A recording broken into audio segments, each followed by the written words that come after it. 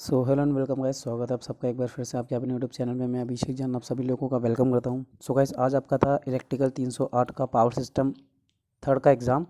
So I hope आप सभी लोगों का एग्ज़ाम काफ़ी अच्छा गया होगा। अब देखते हैं 30 ऑब्जेक्टिव क्वेश्चन कि किसके कितने सही गए हैं। काफ़ी ईजी पेपर आया था आज का, बहुत ज़्यादा ईजी था। जो मेन पेपर होता आपका उसके कंपेरिजन में काफ़ी ज़्यादा ईजी था, जिसके आंसर आप लोग दे सकते थे ईजिली। सो देख लेते हैं किसके कितने सही गए और कितने सही गए। तो आप गलत गए कमेंट करके ज़रूर बताएं, और जिसने भी अभी तक चैनल को सब्सक्राइब नहीं किया है तो तुरंत चैनल को सब्सक्राइब करें, बेल आइकन पर क्लिक कर दें ताकि जब भी हमारी लेटेस्ट वीडियो है आप लोगों को पता पड़ सके। तो चलिए गाइस, स्टार्ट करते हैं पावर सिस्टम सेकंड का क्वेश्चन पेपर सॉल्व करना। सो देखिए, ये है electrical 308 special exam 2020 power system second. चलिए क्वेश्चन करते हैं।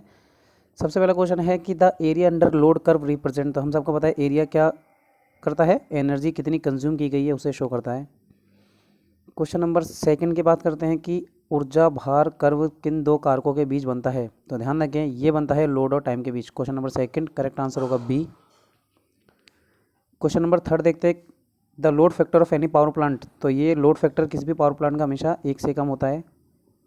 क्वेश्चन नंबर 4 का जो करेक्ट आंसर था गाइस वो होगा 15 megawatt each. Question number 5, Bharat में शक्ति उत्पादन में सबसे ज़्यादा, सबको पता है सबसे इजी क्वेश्चन था कि थर्मल पावर प्लांट के द्वारा ही मेजर पावर जनरेशन किया जाता है। आइडल टैरिफ, किसी भी कस्टमर के लिए आइडल टैरिफ कौन सा होता है, 3 पार्ट टैरिफ रखा जाता है। टैरिफ क्या है, तो टैरिफ वो रेट होती है जिसपे हम इलेक्ट्रिसिटी की रेट निर्धारित करते हैं कंज्यूमर से। तो करेक्ट आंसर होगा बी। क्वेश्चन नंबर 8, एक बिना भार की अति उत्तेजक तुल्यकालिक मोटर को किस नाम से जानते हैं। तो ये होती है सिंक्रोनस कंडेंसर। एक विद्युत जनरेटर 0.6 पावर फैक्टर लैगिंग पर है, 300 किलोवाट का लोड प्रदान कर रहा है। यदि शक्ति गुणक यानी कि पावर फैक्टर को 0.8 तक बढ़ा दिया जाए और केवीए जनरेशन सेम रहे तो अतिरिक्त किलोवाट कितना होगा। तो देखिए, बहुत है इजी इसको सॉल्व करना। मैं आपको सॉल्व करना बता देता हूँ कि मान लीजिए हमारे पास 300 किलोवाट है, ठीक है, और अपन लिखते हैं वी आई कोस फाई। तो वी आई कोस फाई मान लेता हूँ कि मैं वी आई है, ठीक है, ये वी आई ही रहने दो, और कोस फाई अपने को दे रखा है 0.6। अब वी आई मुझे निकालना है तो 300 बटे 0.6 अपन कर देंगे। जब अपन इसे सॉल्व करेंगे तो वी आई की वैल्यू कितनी आ जाएगी गाइस, 500। अब आपके पास वी आई है, पावर फैक्टर 0.8 है, ठीक है, ये रहा पावर फैक्टर 0.8। तो अब इसको मल्टीप्लाई करने पर जो मेरी वैल्यू आएगी 400, वो क्या आई, नया पावर आ गई 400 किलोवाट। और इन दोनों में कितने का अंतर है, 100 का अंतर है। तो आपका करेक्ट आंसर क्या हो जाएगा, 100, यानी कि 9 का बी। क्वेश्चन नंबर 10 देखेंगे, for the consumer the most economical power factor is generally 0.95 leading. ध्यान देखेंगे लीडिंग होता है।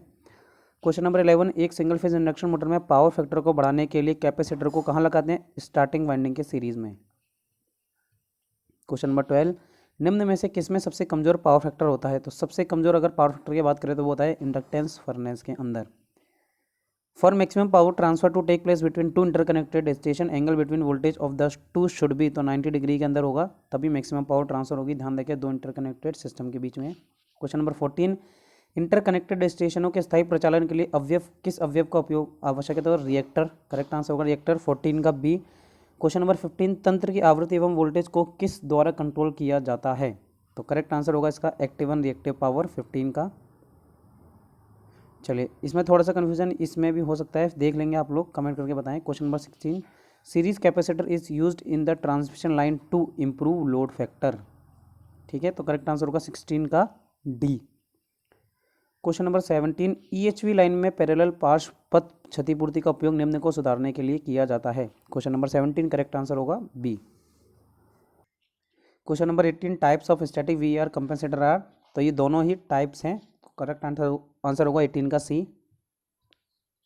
19, the highest transmission voltage are in India 765। ये सेम क्वेश्चन 306 में भी आया था अपने, अगर आपको ध्यान हो, 307 में भी आया था, सॉरी 307 में भी सेम क्वेश्चन आया था। क्वेश्चन नंबर 20, बंडल कंडक्टर क्या करता है। तो बंडल कंडक्टर लाइन रिएक्टेंस को कम करने के लिए काम में लिया जाता है। ईएचवी लाइन में चालक का चुनाव का आधार क्या होता है।